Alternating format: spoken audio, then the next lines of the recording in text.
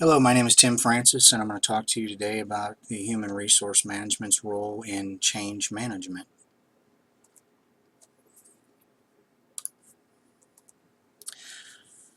To start with, there are two forms of change management that can happen within an organization. One is project related, the other one is procedure related.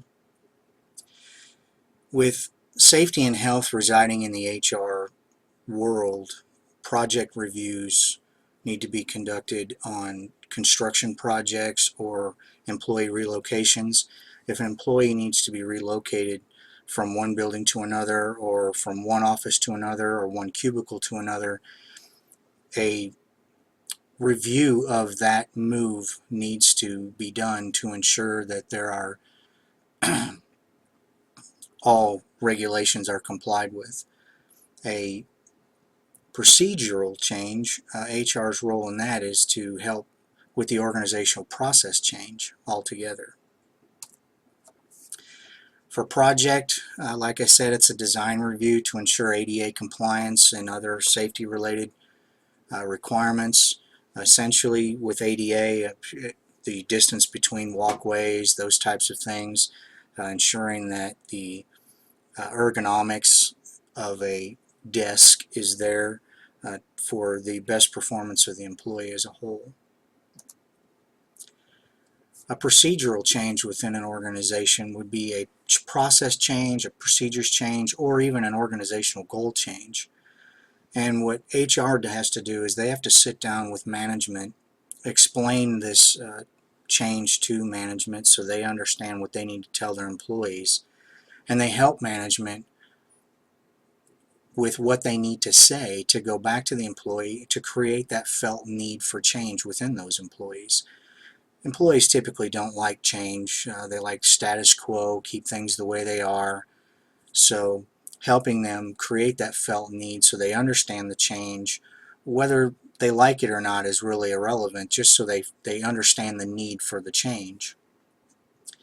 Then they help write procedures that will enact the change, not necessarily the change itself, but help to get the change going within the organization. And once the employee's been briefed and they've outlined how the change is going to come about, then they may create and conduct training so everyone at the lowest level knows what their role is within that particular change. So after everyone's been notified and training's been conducted, then HR will go out and do follow-up checks for compliance. This could be done in the form of an internal audit program to ensure that the change is effective and that everybody understands their piece of it.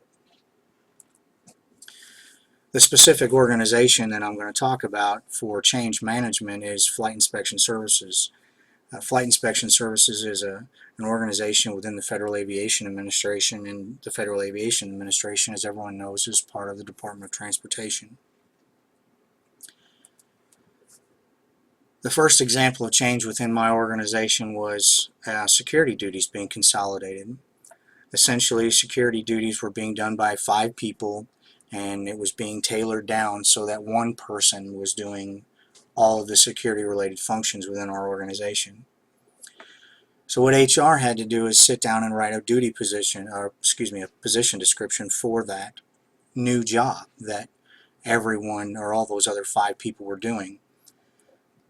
Once that position description was written and approved by management, they created a advertisement to be posted out on USA Jobs, which is how federal employees or how people apply for federal jobs.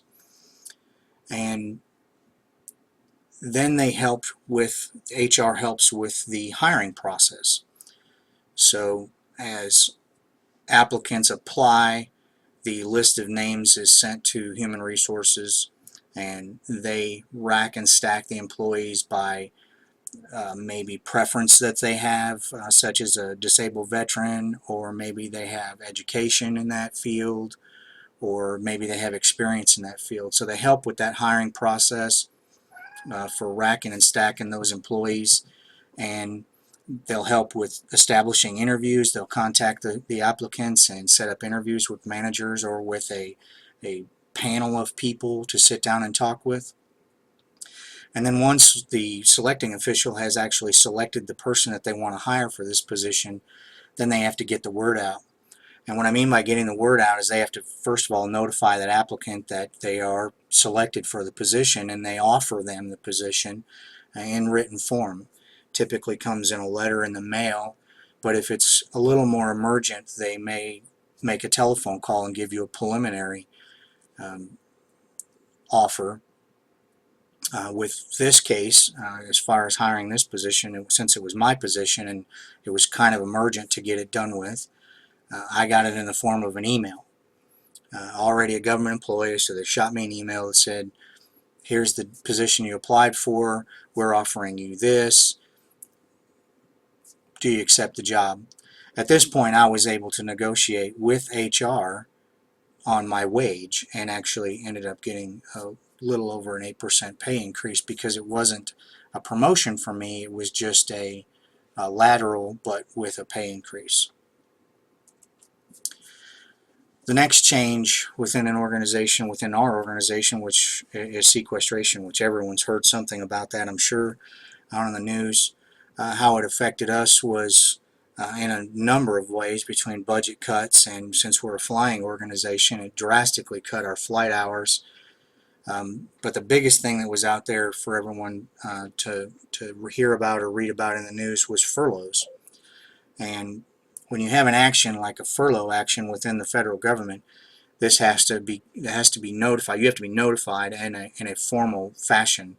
A written notification is sent to employees in the form of a letter. What they did with us within our organization is HR sent out an email giving you 24 hours to respond. Within that email and that letter, I got both actually. It outlined the details of the furloughs, stating that it was going to be 88 total hours over the course of, I think it was 14 weeks, or 14 pay periods, which is 2 weeks. The letter also stated that this had been vetted through the unions, and the union response was in there, what they required back for this furlough action. Now, we did furlough. We furloughed for 1 day, and part of the furlough process and part of the sequestration process was to eliminate funding, was to close down some of our air traffic control towers that were contract run. Well, that created undue hardship on the general public. So Congress got together and said, hey, we're not going to do this furlough for this air traffic organization. We need to put them back to work. So HR's role now is they have to notify everyone that the furloughs are being, essentially in this case, was suspended, but they could be notifying you saying that they're postponed or they're just canceled altogether. So HR played a huge role in this, in the notification process, making sure everyone was aware and understood exactly what was going on. They ensured everyone knew how to code it within our electronic pay system. So HR had a huge role in the sequestration and these furloughs. So to conclude, change management, there's two types really. There's project review for review of safety and health concerns, and then there's a procedural change within the organization. It needs to be understood that human resources plays a vital role in change management, whether it's a project review or an organizational process change that needs to be developed, disseminated, and followed up on. Thank you for your time.